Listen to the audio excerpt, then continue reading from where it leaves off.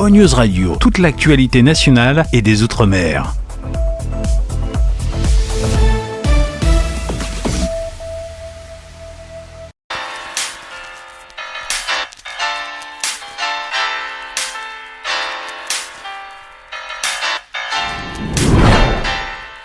RL Location Automobile. Pour toutes vos locations de voitures et utilitaires en Guadeloupe, faites appel à RL Location Automobile. Avec RL Location Automobile, réservez en toute tranquillité 7 jours sur 7, 24 heures sur 24. RL Location vous propose une large gamme de voitures et d'utilitaires au meilleur prix sur le site internet www.rl-location.com. RL Location, c'est aussi l'assistance et la livraison. Pour tout renseignement, contactez-nous au 0590 10 66 87. RL Location Automobile, la location en toute simplicité. Réunion Actualité. Bonjour à tous et nous parlerons évidemment dans ce journal de la visite d'Édouard Philippe à La Réunion. Le candidat à la présidentielle passera encore 4 jours chez nous jusqu'à samedi. Retour sur sa première journée où il a rencontré hier au palais du département pas mal d'élus. La Réunion vient d'être placée en alerte jaune depuis hier soir 20h et Léonore a changé sa trajectoire. La menace sur La Réunion s'est quasiment éloignée. Nous parlerons aussi de ce qui vous préoccupe ici dans le département, c'est l'augmentation phénoménale du prix des fruits et des légumes. À quoi est-ce que c'est dû? Les explications de Patrick Bazardier au marché du Chaudron. Et oui, en ce moment, c'est le marché. Nous sommes mercredi. Exemple aussi de l'après-cyclone. Ce sont ces déchets verts qui ne sont toujours pas ramassés dans certains quartiers. Exemple très concret dans ce journal à la ravine des Cabris.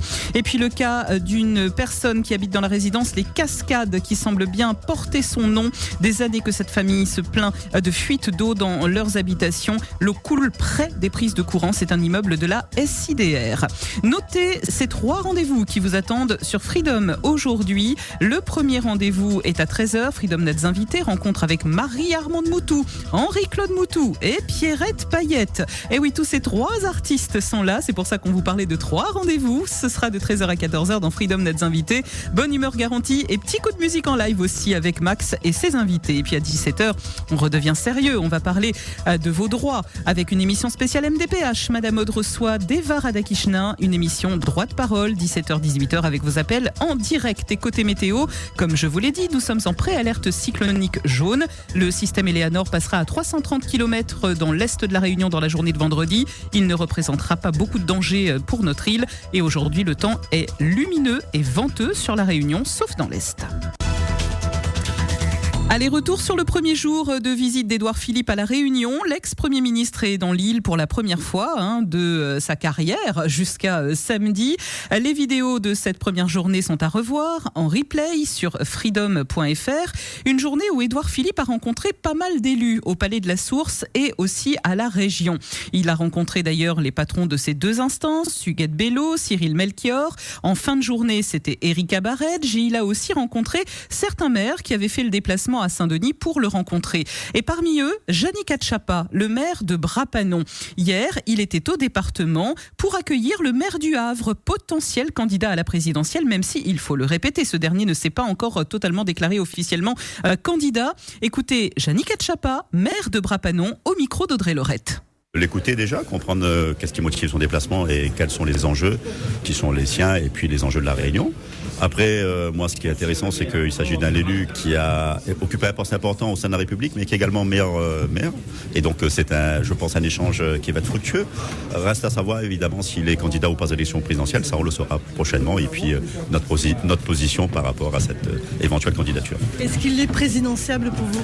Je pense que oui, tout à fait. Il a l'expérience qu'il faut. Et je me répète une fois de plus, il a aussi l'expérience de l'île locale, être maire. Donc, je pense que c'est potentiellement un bon candidat. Jannick Atchapa, le maire de Bras-Panon, qui avec Sidolène Papaya, la maire de Salazie, déjeunera avec l'ex-premier ministre Édouard Philippe demain. Aujourd'hui, place au sud pour Édouard Philippe, le patron du parti Horizon. Rencontre avec Michel Fontaine et André Tianakoun au menu de cet après-midi. Et sachez que nous recevrons Édouard Philippe vendredi dans l'émission Face à Face sur Freedom. Ce sera de 7h30 à 8h30. Mais ce qui préoccupe les Réunionnais actuellement, ce n'est pas vraiment la politique. C'est déjà la proximité de la tempête Eleanor, dont vous suivez l'évolution, alors rassurez-vous, tout va bien. Elle va épargner la Réunion et même l'île Maurice. Passage au plus près à plus de 300 km. Ce sera vendredi pour nous au large de nos côtes. Et actuellement, Eleanor est au stade de tempête tropicale et elle est à 885 km. Heureusement que la menace s'est éloignée d'ailleurs, parce qu'on subit de plein fouet un problème ici. C'est l'augmentation incroyable, ça s'envole, du prix des fruits et des légumes. Écoutez cette dame par exemple, elle est arrivée au marché forain du Chaudron. On est mercredi aujourd'hui, donc le marché bat son plein. Et en moins d'une demi-heure, déjà 45 € de dépensés. Très cher. Je prends un peu de quantité à chaque légume. Là, avec mon chariot, j'ai déjà dépensé 45 €. Là, j'ai pas fini pour les 45. Très difficile. En plus, il y a un cyclone après-demain là. Et comment est-ce qu'on explique ça, cette augmentation très forte, même parfois des oignons et de l'ail? Écoutez, Patrick, pour lui, le problème, c'est l'importation qui ne se fait plus. Très difficile. En rapprovisionnement de fruits et légumes pays, c'est très difficile. L'importation, Maersk était en grève. Le bateau est reparti sur Maurice pour revenir à Madagascar, repartir à Madagascar pour revenir à la Réunion après. Ça se conserve, mais le souci c'est que on a besoin de ces légumes-là qui est sur le bateau, qui est en train, on va dire, battre carré dans le monde. Le petit peu de stock qu'on a, on divise pour chaque marché forain. Après, il faut penser, les gens aussi ont besoin de manger aussi. L'importation est très difficile. L'oignon laine interdit l'exportation pour l'instant, va peut-être être débloqué d'ici fin du mois de février. Mais le souci, la Réunion n'est peut-être pas dedans aussi. La production était minime, le pays garde pour son peuple. Des propos recueillis par Frédéric Rustan. L'après-cyclone, c'est aussi la problématique des déchets verts, pas ramassés dans tous les quartiers. Exemple, ce matin, nous allons à Saint-Pierre, du côté de la ravine des Cabris. Selon certains riverains, il n'y a plus personne qui semble se soucier des déchets verts. D'après Bellal, les camions ne passent même plus. Sur Ravine des Cabris, depuis les cyclones, les déchets verts qui datent du cyclone n'ont toujours pas été ramassés. C'est un nid de moustiques, on n'imagine même pas comment. Les herbes, les même pas coupées. Il fait 6 mois que nous n'avons plus d'employés communaux qui fait le nettoyage du chemin. Pendant une période, nous l'a eu. Mais bon, on connaît, c'est des contractuels. Donc quand notre contrat est terminé, ça n'a plus. Mais le problème, c'est que n'a pas de nouvelle équipe qui a été mandatée depuis. Nous, dans notre quartier, il est totalement abandonné. Moi, je travaille sur la route et je peux dire que c'est plus ou moins la même chose sur le pont de Mer de Saint-Pierre parce que n'a toujours pas été désensablé depuis. Donc à un moment donné, moi, je me dis, bon, que n'ait eu beaucoup de déchets verts liés au cyclone, il veut bien. Mais nous, il reste devant la porte, les moustiques, ils pullulent, en veux-tu, en voilà, mais viens ramasser quand même la pluie. Parce que là, nous parlons d'hygiène publique, on ne peut pas laisser ramonter notre tête non plus. Fait en sorte que le ramassage est effectué et correctement effectué. Elle habite dans la résidence Les Cascades. C'est un autre coup de gueule que je vous propose d'entendre. Résidence Cascades qui semble bien porter son nom et vous allez comprendre pourquoi. Ça fait des années que cette mère de famille se plaint de fuite dans son logement. Elle s'inquiète aujourd'hui pour la sécurité de sa famille parce que l'eau coule près des prises de courant. C'est dangereux. Elle est à bout. Elle décide une fois de plus d'aller toquer à la porte des bureaux de la SIDR, mais personne n'accepte de la recevoir ou au moins de l'écouter. Mon maison, depuis des années, il coule. Ma fille est relancée, mais ma fille fait appel sur Freedom. J'ai mis à l'agence, je vais voir un responsable. Et elle n'avait pas reçu à moi. Elle dit comme ça, m'a insulté, ça ne va pas insulter, m'a insulté la CIDR parce que les fatigués, mon cas, c'est la cyclone hiver, mon cas, c'est pas soit les chambres, partout, il coule. Côté les prises électriques, c'est dangereux. Elle a dit, là, envoyé un agent pour garder comment il est, la situation. Elle a dit, la case est installée, il ne doit même pas être habité dedans. Ma vie première, que dans la case, il coule. Elle a dit, je vais remonter l'information, tout le temps, remonter l'information. Jamais il envoie un message, on va faire l'affaire. Jamais, jamais. Mais quel responsable, il ne peut pas recevoir moi, là. Tout le temps, là, dans 5 ans, moi, je vais dans l'eau. Voilà, vous l'avez entendu, cette dame habite la résidence Cascade et partons à Sainte-Marie maintenant pour un ultime coup de gueule du côté de Flacourt. Des semaines que ça dure et que rien n'est fait. Il y a des arbres qui gênent la route actuellement et des voitures qui circulent bien difficilement. Nous sommes à Sainte-Marie, écoutez-la. Puis le cyclone, les arbres sont par terre, on peut même pas passer à 2 voitures, c'est très dangereux, on peut avoir un accident. Donc j'ai appelé la semaine dernière, j'ai dit peut-être la mairie va m'entendre, il y a un nouveau cyclone qui arrive, ça va être encore la cata. Je sais pas qu'est-ce que la mairie attend pour faire évacuer, parce que quand il y a un autre cyclone qui arrive, c'est pas normal. Puis on est obligé d'attendre une voiture monter ou descendre pour pouvoir faire le circuit, donc c'est quand même dangereux. Et dans cette rue, il y a des bus qui montent, qui descendent, je sais pas comment ils font, mais c'est pour nous en tant qu'utilisateurs de cette route, c'est quand même dangereux. La mairie, je sais pas, il n'y a pas d'engin, il n'y a pas de moyens pour enlever tous ces dégâts du cyclone.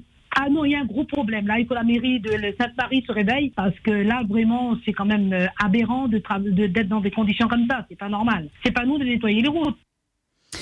Et pour finir, retour sur le sujet du baromètre de ce mercredi où il était question aujourd'hui de la fin de vie et de ces soins palliatifs qui ont pour objectif principal d'aider à préserver la qualité de vie des patients qui sont atteints d'une maladie grave, potentiellement mortelle, par la prévention, le soulagement de toute souffrance, qu'elle soit physique, psychologique, existentielle ou même spirituelle. La fin de vie, ce sont les derniers moments de vie d'une personne qui arrive en phase avancée ou terminale. Alors pour le corps médical, à ce stade, l'objectif c'est pas de guérir, c'est plutôt de préserver jusqu'à la fin la qualité de vie des personnes. Alors est-ce que ces soins sont efficaces à La Réunion ? Dans le baromètre, c'est la question qui vous était posée. Mes parents et même ma soeur ont eu le droit à ça. En gros, je vous dirais, les soins palliatifs, c'est une pompe à fric pour la sécurité sociale. Et quand ils n'en peuvent plus après, vous pouvez signer votre mort. Ça a été le cas pour mon père, ma mère et ma soeur. Quand on fait la sédation, on vous donne une petite formation. On m'a appris à passer le tuyau dans le nez et tout, à mettre tout. Moi, j'ai fait l'infirmière. On les appelle le soir, ils ne sont jamais là. Ils sont débordés. Ils viennent quand ils veulent. Je travaille en soins palliatifs. Les soins palliatifs, nous, on intervient pas seulement en toute fin de vie. J'ai peur que les gens fassent trop l'amalgame avec soins palliatifs et fin de vie. Nous, on intervient quand un patient a une maladie grave, évolutive et de pronostic du coup sombre, mais on intervient dans plein de contextes. On vient les aider à prendre des décisions, à prendre en charge ces patients. Et mon équipe, on n'est pas disponible pour les patients 24 heures sur 24, ce sont des équipes différentes. Moi, j'étais confrontée à ce soin palliatif de mon petit père. Pendant 2 mois, il était bien occupé par les infirmiers. Tout était pris en charge. On nous a demandé d'aider l'infirmière parce que pour le soulever, pour faire le bain, tout ça, on aidait un petit peu, mais tout était pris en charge, tout était bien fait. Le soin palliatif, lorsqu'il est à domicile, il peut être régulé par la famille, mais ce n'est pas toujours possible. Et les infrastructures hospitalières, le soin palliatif est le parent pauvre, voire délaissé. Outremernews.fr, le site de l'actualité Outre-mer, 24 heures sur 24 et 7 jours sur 7. Retrouvez la chaîne Outremer News sur YouTube.